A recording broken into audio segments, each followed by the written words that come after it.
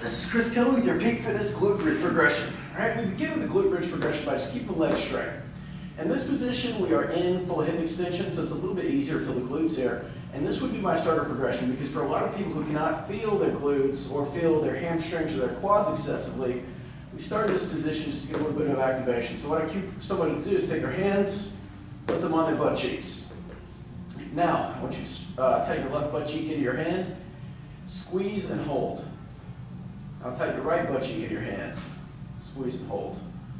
Now tighten both butt cheeks in your hand, squeeze for about 3 to 5 seconds, and hold, and repeat this several times. This is a starter progression because the person can always feel this sensation, and this is not a strengthening exercise at this point or a mobility drill, it's just an activation drill to make sure the right muscles are working. So you can use this as kind of a cueing point or an awareness drill before we get going here. And for people that are really deconditioned, this would be their starting place.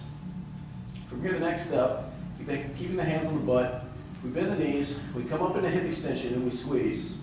All right? When I'm performing this exercise, what I'm cueing the client to do is push their knees out, roll their weight to the outside of their feet, so roll their feet out. Don't turn the feet out, just roll the weight to the outside edges of the feet.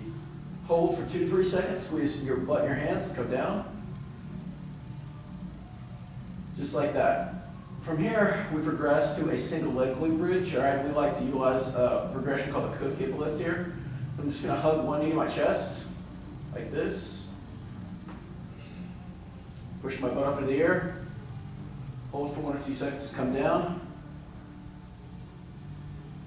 All right, once I'm able to feel this in my glute and get pretty good hip extension, I move to just a single leg.